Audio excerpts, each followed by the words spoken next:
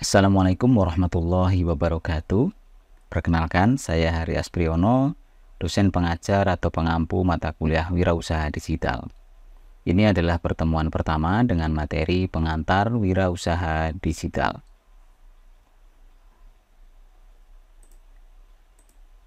Oke, yang pertama kita akan belajar tentang definisi dari Wirausaha Digital. Jadi, Wirausaha Digital adalah subkategori dari kewirausahaan, ya, di mana perusahaan atau organisasi tradisional yang bergerak secara fisik itu didigitalisasi sehingga wirausaha tradisional berubah dalam bentuk usaha baru di era digital.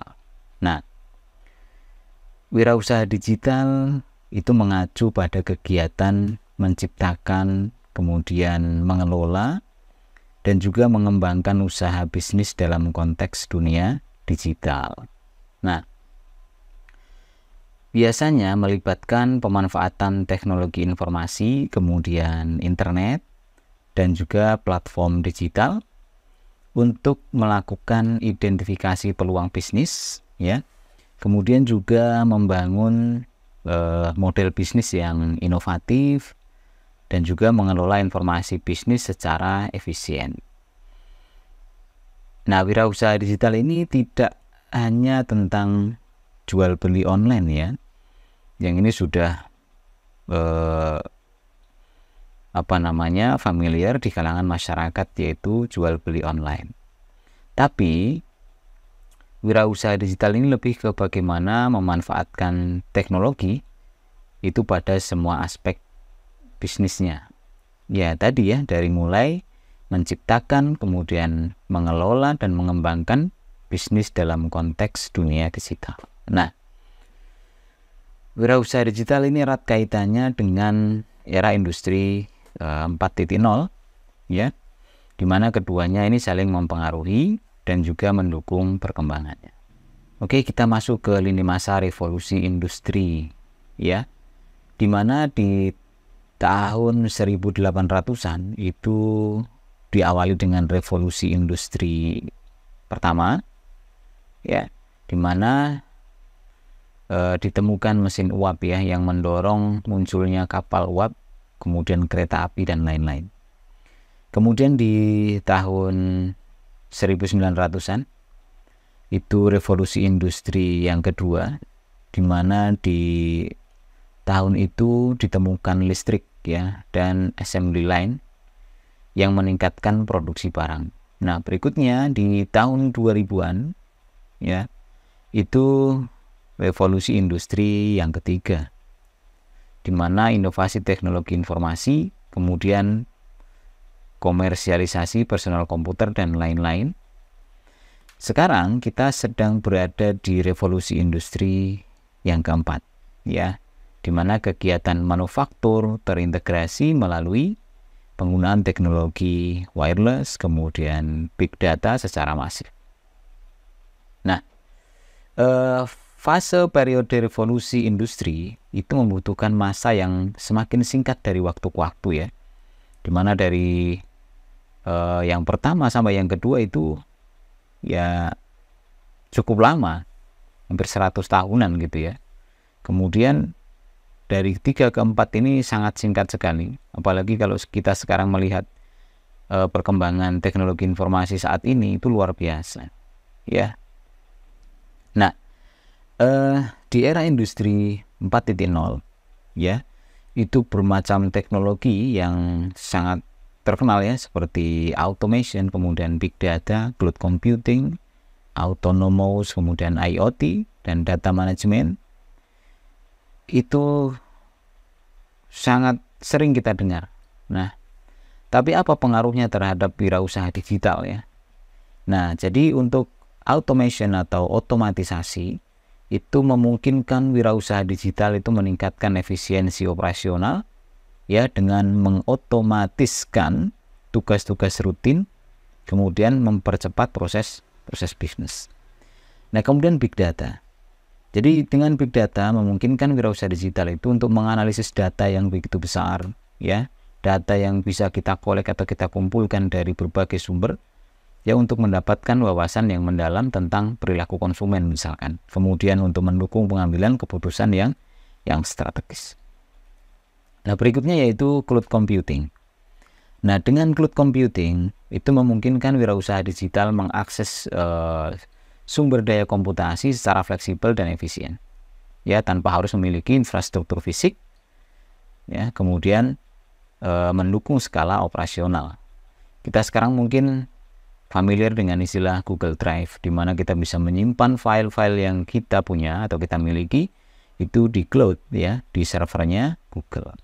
Tapi bukan sebatas itu. Cloud computing ini layanannya bukan sekedar penyimpanan file atau penyimpanan data, namun ada termasuk juga aplikasi, termasuk juga platform tertentu, juga layanan computing itu sendiri, misalkan virtual machine dan sebagainya. Yang berikutnya yaitu autonomous. Jadi dengan teknologi otonom seperti kendaraan otonom dan sistem robotik, ya, itu dapat membantu wirausaha digital meningkatkan efisiensi operasional dan mengoptimalkan proses bisnis. Nah, selanjutnya yaitu IoT dengan Internet of Things, ya. Semua perangkat bisa kita hubungkan dengan internet, kemudian kita bisa kontrol dari jarak jauh dan sebagainya. Jadi IoT memungkinkan wirausaha digital untuk menghubungkan perangkat, ya, dan mengumpulkan data yang sifatnya real time. Jadi biasanya IoT ini pengumpulan datanya dilakukan menggunakan sensor, ya, atau alat tertentu secara real time. Nah, dengan IoT ini bisa mendukung untuk pengembangan solusi produk atau layanan yang terhubung atau terkoneksi. Nah, berikutnya yaitu data management. Jadi manajemen data yang baik itu dapat membantu wirausaha digital menyusun, menyimpan, kemudian mengelola data secara efisien untuk mendukung analisis dan pengambilan keputusan berbasis data. Nah, mau tidak mau sekarang kita sedang berada di era ini dan kita harus mampu untuk mengikuti perkembangannya, ya, sehingga kita juga mampu bersaing dalam berwirausaha. Nah, kalau kita lihat wajah digital Indonesia sekarang, ya, menurut laporan dari We Are Social, ya, jumlah pengguna internet di Indonesia telah mencapai 213 juta, atau tepatnya ini 212,9 juta. Ya, itu per Januari 2023. Nah, jumlah ini itu setara dengan 77% dari total populasi atau penduduk Indonesia, yaitu sebanyak 276,4 juta orang pada awal tahun 2023, ya. Nah, jumlah pengguna internet di tanah air atau di Indonesia itu naik sekitar 5,44%, ya, dibandingkan tahun sebelumnya. Jadi kalau di Januari 2022 itu jumlah pengguna internet Indonesia itu sebanyak 202 juta dan sekarang 213 juta orang. Nah, dengan perkembangan pengguna internet yang begitu pesat, ya, kalau kita lihat di sini, jadi total populasinya 276,4, ya, kemudian kalau kita lihat nih, ya, ada mobile seluler yang terkoneksi atau koneksi mobile selulernya itu mencapai 353,8 juta. Kok bisa lebih banyak dari total penduduknya? Ya wajar, karena kalau kita lihat banyak sekarang itu satu orang memiliki 2 atau 3 perangkat mobile, ya, misalkan smartphone gitu, ya, bahkan juga dengan kartu SIM yang berbeda-beda, dengan akun yang berbeda-beda juga. Tentu itu yang membuat kenapa cellular mobile connection-nya itu lebih tinggi dari jumlah penduduknya. Nah, kemudian untuk ini tadi, ya, internet user atau pengguna internet nih sampai 212,9 atau 213 juta. Nah, yang aktif di media sosial itu 167 juta. Nah, itulah mau tidak mau kita juga harus membaca peluang ini, di mana banyak sekali orang yang aktif di internet, ya, aktif di media sosial, sehingga itu akan menjadi pasar baru untuk wirausaha digital. Nah, kalau kita lihat wajah kegiatan ekonomi dunia saat ini, ya, dari berbagai bidang itu ada istilah sharing ekonomi, ya. Di sini banyak platformnya seperti Airbnb, kemudian ada Swap dan sebagainya. Kemudian juga electronic education seperti Coursera, Udacity, edX ya, Canvas, kemudian banyak sekali lah. Kita bisa melihat platform-platform untuk pendidikan atau training ya di internet, Udemy dan sebagainya. Kemudian e-government ya, manajemen pemerintahan juga sekarang sudah memanfaatkan teknologi informasi di berbagai bidang. Kemudian cloud kolaboratif ya, seperti Google Drive, kemudian Dropbox ataupun Microsoft Office 365. Nah, berikutnya juga marketplace. Indonesia sudah berkembang pesat juga seperti Bukalapak, Tokopedia, kemudian Shopee, kemudian Lazada yang masuk ke Indonesia ya, banyak sekali. Kemudian online health service ya, seperti Alo Dokter ya, seperti klikdokter.com dan sebagainya. Kita bisa berkonsultasi kesehatan melalui platform-platform yang tersedia. Kemudian juga smart manufacturing, kemudian smart city, kemudian smart appliance. Nah, inilah wajah kegiatan ekonomi dunia saat ini yang sudah bergeser ke digital ya, atau pemanfaatan teknologi informasi. Jadi saat ini berbagai macam kebutuhan manusia telah banyak menerapkan hubungan internet dan dunia digital sebagai wahana interaksi dan transaksi. Oke. Berikutnya yaitu transformasi digital di Indonesia. Kalau kita lihat banyak toko fisik yang sudah berubah menjadi toko online ya, atau marketplace online. Kemudian juga seperti ojek dan taksi yang konvensional itu sudah bergeser menjadi ya ini seperti Gojek, kemudian Grab, kemudian Uber ya, Maxim dan sebagainya, ke ojek online atau transportasi online. Nah, apa perbedaan wirausaha tradisional dan wirausaha digital ya? Jadi kalau tradisional itu ya, ini ada beberapa poin ya yang perlu kita pahami. Di wirausaha tradisional itu biasanya promosinya mengandalkan media konvensional ya, seperti memasang iklan di koran atau surat kabar, di majalah dan juga di televisi misalkan. Sedangkan kalau wirausaha digital itu promosinya memanfaatkan platform online ya, seperti situs web atau website, kemudian media sosial dan juga aplikasi mobile biasanya. Nah, kemudian yang kedua dari sisi pemasaran ya. Pemasaran itu cenderung kalau yang tradisional itu bersifat lokal dan offline gitu.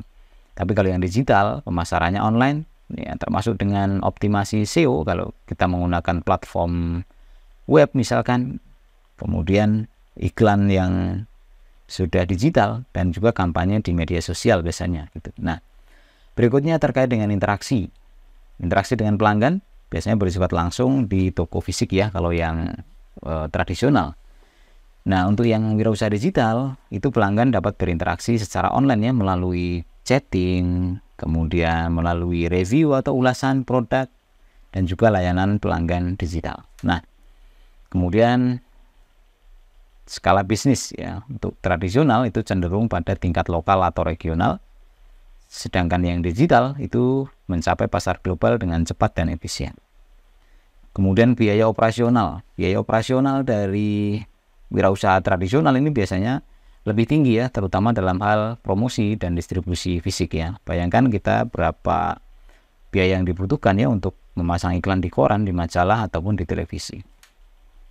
Nah, sedangkan di wirausaha digital itu biaya operasional dapat dikurangi ya melalui otomatisasi, kemudian melalui pemasaran digital yang terukur dan juga pengelolaan dengan sistem online. Nah, yang terakhir yaitu inovasi biasanya lebih lambat ya kalau yang tradisional karena ketergantungan pada model bisnis yang konvensional. Nah, sedangkan digital itu memungkinkan untuk berinovasi lebih cepat dan mengadopsi teknologi terbaru.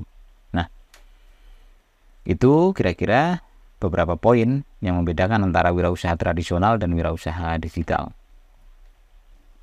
Nah, berikutnya tipe bisnis dalam wirausaha digital ya. Nah, tipe bisnis dalam wirausaha digital itu ada 5 kira-kira. Yang pertama yaitu content based business. Nah, ini merupakan bisnis yang menyediakan berbagai konten digital yang menarik dan spesifik ya secara konsisten dan tentu up to date sebagai nilai yang ditawarkan kepada pelanggan. Contohnya itu seperti infografis, kemudian halaman web kemudian video, kemudian e-book, sosial media, ilustrasi, dan sebagainya. Jadi kita bisa berbisnis dengan menyediakan konten digital ya. Kita bisa tadi ya menyediakan infografis, halaman web, kemudian video, e-book, sosial media, ilustrasi, dan sebagainya. Yang kedua yaitu community based business. Nah, ini menyediakan forum diskusi aktif dan interaktif ya antar anggota komunitas terkait dengan berbagai pembahasan atau topik. Nah, contoh dari tipe bisnis ini adalah customer meetup online di Niaga Hoster ya. Kemudian ya beberapa komunitas lah seperti komunitas Avanza Xenia misalkan ya, komunitas Gojek, komunitas My Starbucks, IDEA, dan lain sebagainya. Yang ketiga yaitu online store atau marketplace ya. Itu merupakan platform penjualan produk maupun layanan dengan membuat website toko online dengan tujuan menghasilkan keuntungan dan penjualan yang terukur. Contoh dari tipe ini antara lain ya Shopee ya, Tokopedia, Bukalapak, Lazada, dan sebagainya. Banyak sekali. Kemudian yang keempat yaitu matchmaking business. Jadi ini berbasis pertemuan antara penjual dan pembeli yang sebelumnya tidak terhubung ya. Kemudian seperti pertemuan antara pelaku bisnis dengan mitra pemasok, mitra distribusi, mitra pendanaan atau investor ya, dan juga mitra penjual dan pembeli. Contoh dari bisnis dengan tipe ini itu seperti ada platform perjodohan ya, seperti Bumble, Tinder, dan lain-lain. Kemudian ada platform babysitter ya, kemudian seperti Gojek, Bukalapak gitu ya. Gojek kan juga itu mempertemukan antara konsumen dengan penyedia jasa ojek gitu ya. Kemudian Bukalapak ya, Seribulancer itu menghubungkan perusahaan dengan freelancer ya atau pekerja freelance. Kemudian Airbnb, kemudian Traveloka, dan lain sebagainya. Yang terakhir yaitu promotion business. Bisnis berbasis promosi ini bertujuan untuk menarik pelanggan baru ke suatu bisnis ya yang sudah ada dan membuat mereka melakukan kontak dengan suatu institusi bisnis ataupun mengunduh informasi atau memberikan kupon atau penawaran spesial ya. Contohnya seperti affiliate marketing, influencer, penyedia jasa promosi, dan event promotion. Nah, itu tipe bisnis dari wirausaha digital. Jadi ini pengelompokannya ya, ada content based business, ada community based business, ada online store atau marketplace, kemudian ada matchmaking business, dan juga promotion business. Nah, apa peluang dan tantangan bisnis di era digital? Nah, peluangnya adalah banyak muncul peluang bisnis baru ya sebenarnya. Karena dengan perkembangan teknologi di era digital ini, perubahan gaya hidup masyarakat yang cenderung berbelanja itu secara online. Kemudian menandai transformasi yang signifikan ya belanja online ya dalam memenuhi kebutuhan sehari-hari. Hal ini menunjukkan bahwa era digital itu membuka peluang usaha baru dengan kemudahan, praktis, dan efisien ya melalui platform online. Ya, orang malas nyuci. Kita menyediakan jasa cuci, kemudian kita promosi secara online, kita tawarkan jemput cucian dan antar cucian, itu laku ya. Banyak sekali yang bisa kita lakukan sebenarnya, banyak peluang bisnis yang muncul ya dengan era digital. Kemudian kita bisa memperluas target pasar. Jadi konektivitas global itu memungkinkan perluasan target pasar melalui personalisasi dan identifikasi segmen yang lebih spesifik. Kita punya produk yang khusus anak muda, maka kita bisa mempersonalisasi dan mengidentifikasi segmen pasar kita adalah anak muda, dan kita bisa promosi melalui media sosial dengan jangkauan audiens anak muda. Kita bisa batasi dari umur berapa sampai umur berapa. Nah, itu peluang bisnis di era digital. Nah, tantangannya apa? Tantangannya juga banyak ya. Transformasi digital itu memerlukan adaptasi cepat ya terhadap teknologi baru. Kemudian perubahan yang cepat. Tantangan bisnis mencakup perubahan yang cepat dalam tren konsumen dan teknologi. Jadi banyak inovasi, maka juga perubahannya begitu cepat ya. Jadi perusahaan itu harus beradaptasi dengan fleksibilitas dan juga kecepatan yang tinggi. Berikutnya sumber daya manusia. Ini memerlukan keahlian baru ya dan pengembangan karyawan untuk mendukung transformasi digital. Berikutnya persaingan akan semakin tinggi ya. ya memerlukan strategi yang inovatif dan kreatif ya untuk mempertahankan dan meningkatkan pangsa pasar.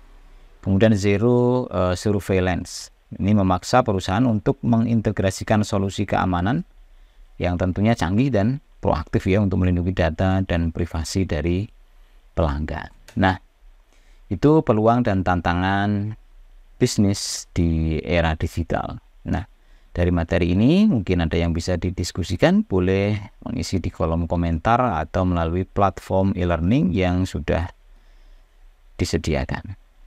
Mungkin itu, mudah-mudahan ada manfaatnya dan saya akhiri. Assalamualaikum warahmatullahi wabarakatuh.